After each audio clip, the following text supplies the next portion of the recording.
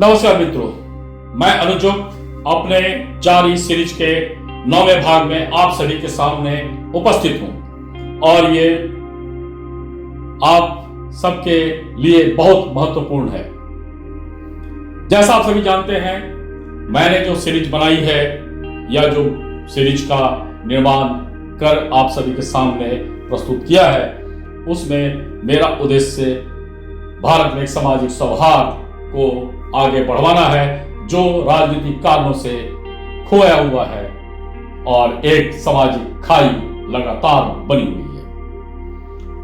और जो मेरा विषय वस्तु है यह है भारत में निवास करने वाली मुस्लिम आबादी पैगंबर साहब के मार्ग का अनुसरण कर अग्रसित रहती है या इस्लामिक शासकों के भ्रमित मार्ग का अनुसरण कर और आजादी के बाद जो आजादी विध्वंसक रूप में हम सबको मिली, राजनीतिक कारणों का शिकार बन गई और एक सामाजिक खाई लगातार देश के अंदर पनपते रहा और ये एक बहुत लंबा चौड़ा रूप भी आज ले चुका है।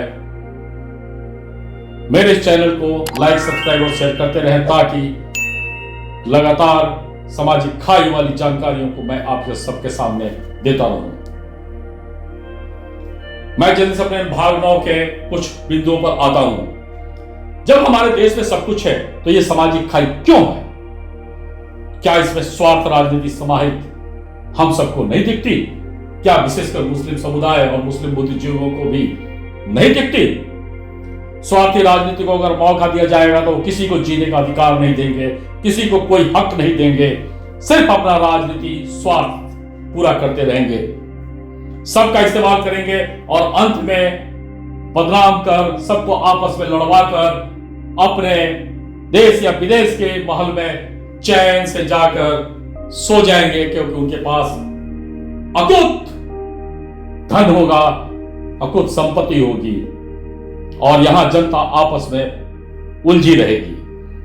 मुसलमान ईमान आस्था का मतलब देश नीति से देश निर्माण, इसी तरह हिंदू आस्था का मतलब देश नीति से देश निर्माण।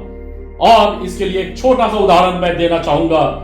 हम सबके घर के अंदर भी एक नियम होता है ताकि उस नियम के अंतर्गत हम अपने घर के भविष्य को, बच्चों के भविष्य को, परिवार के सुरक्षा को एक आदर्श जगह दे सकें, दिलवा सकें।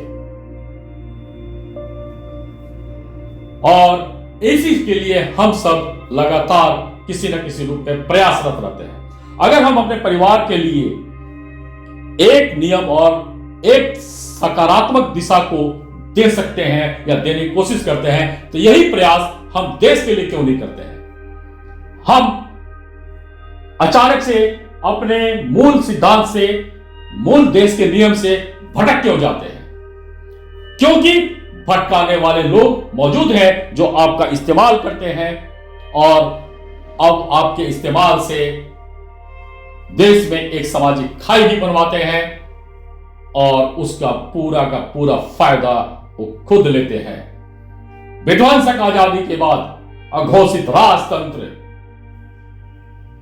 और उसके बाद परिवारवाद राजतंत्र ने पूरे देश में समाज का जो नुकसान किया है, इसका भरपाई इतना आसान नहीं है। और मेरा उद्देश्य इस गंदे पहलू को उजागर करना है ताकि देश में ऐसे गंदगी वाले राजनीतिक तत्व, स्वार्थी तत्व, स्वार्थी पत्रकारिता, स्वार्थी बुद्धिजीवी अपना एजेंडा न चला सकें और आम नागरिक को देश का छत का सुरक्षा मिल सके, चाहे वो किसी भी धर्म और संप्रदाय के हों। भाग 9 मैं यही समाप्त करता हूं और इसके बाद अंतिम भाग 10 का आप इंतजार करें जिसमें कई सारांश और कई मुख्य बातें होंगी। धन्यवाद। I step up to the mic, gonna make it swing. Feel the rhythm in your bones, let the music sing. Got that poppin' beat, gonna make you move. Dancing on the floor in the swinging groove. Clap your hands now.